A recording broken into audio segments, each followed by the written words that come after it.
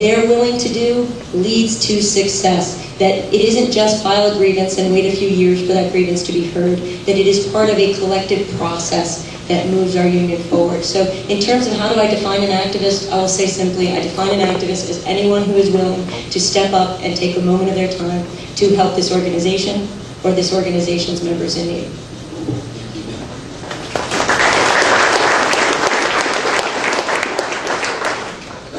We'll give you 3 minutes also. Thank you. You know, you actually think that NACA activists are members. I know one that's actually in this room that's not a member, has done so much for this organization, is Kathy Meacham, running our NACA Charitable Foundation.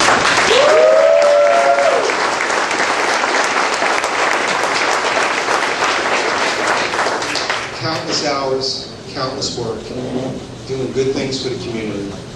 You know what?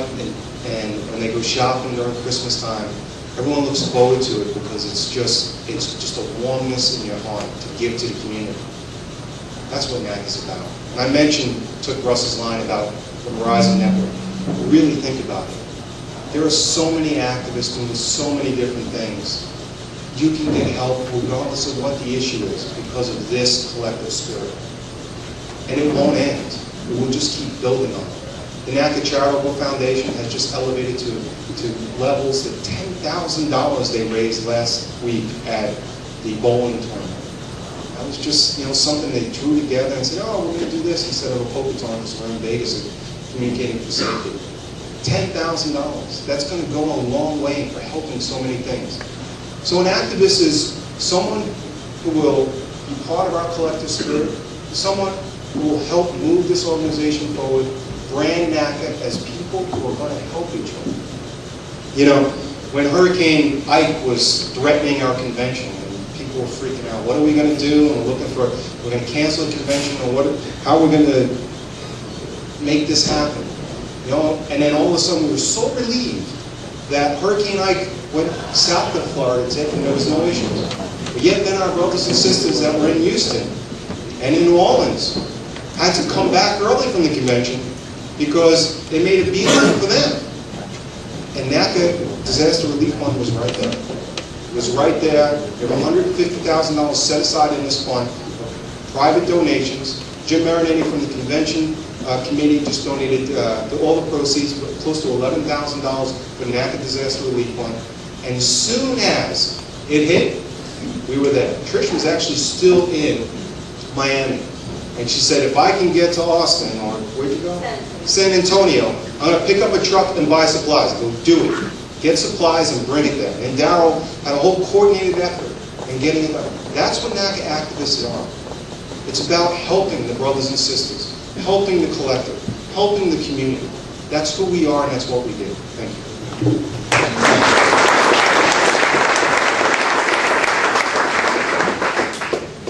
Bill. Okay, I'm back here. One line of correction, actually Kathy Meacham is an honorary lifetime member. We bestowed that upon her a couple years ago. Yes, that's just me. What I would like, and this is for all four of y'all. Over the last several years, we've had several fact reps, activists, past leaders of our organization that have been fired, suspended for excessive amounts of time. We have people that are struggling financially, having to dip into college funds to try to make ends meet because of atrocities that the FAA have done to these people. And it just doesn't seem like we've done as much as we possibly could have. What will you do over the next 3 years during your term to make sure that our fact reps and our activists are protected from here on?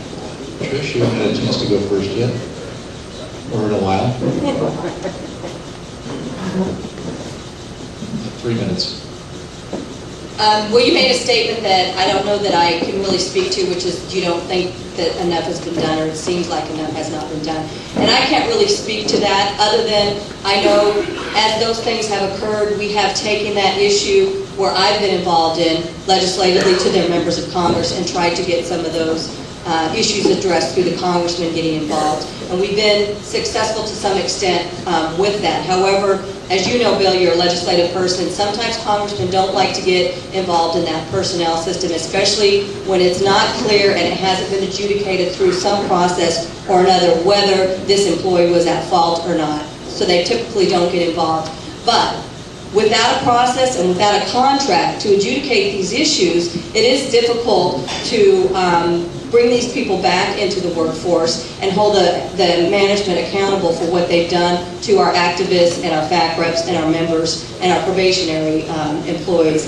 With a contract, that will change. However, it will still be a fight. You will still have those same rogue managers out there that will act now and push you to grieve just because they enjoy watching that happen.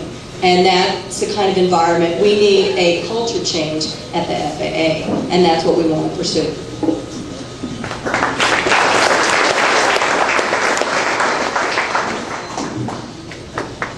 Of course it's difficult. It's very difficult to fight now, but that doesn't mean we stop trying. We need to explore every avenue possible. Outside lawyers, quickest arbitrations we can get, suspensions funds, any avenue necessary to support our volunteers and our elected officials. When someone gets fired, when someone gets suspended, it hurts all of us.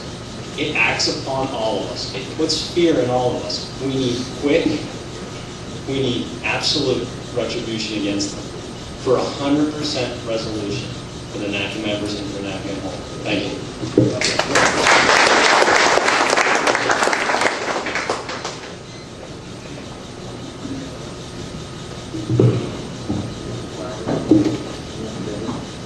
We have a trust fund that's set up that we give our activists who have been disciplined over 30 days money while they're arbitrating their case. I want to touch on Jerry McCarthy, the FAC rep of Anchorage Center, because we didn't fight his case. Oh, we most certainly did. We fought his case, even though Jerry did something we asked him not to. And the RVP asked him to take the cartoon down, and he didn't take it down. And the next day he took it down, but then he put it back up all over the facility. But regardless of any of that, we still took that case to arbitration.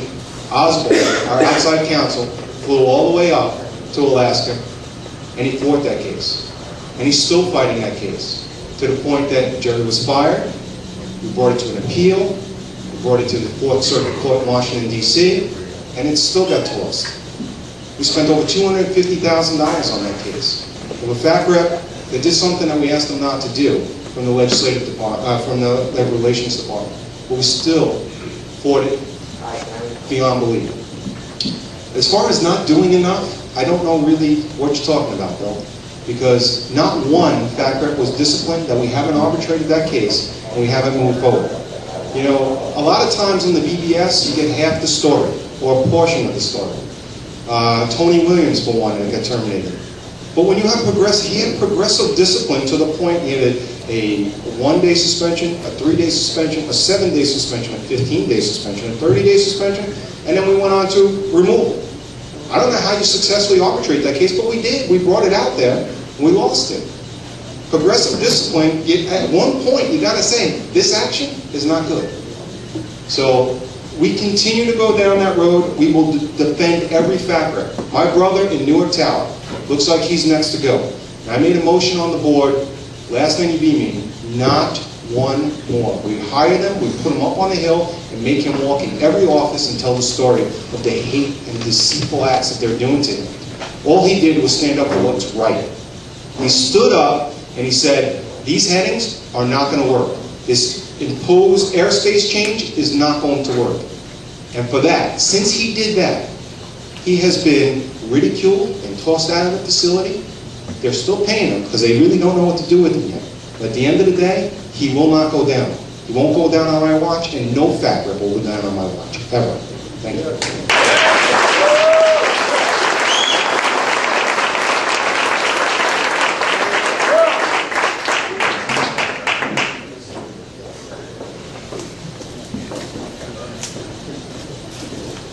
This question is perfect, right? Because it illustrates we all want the same thing. We're all on the same page. We all want to defend our reps to the maximum extent possible. We will spare no expense to fight for them.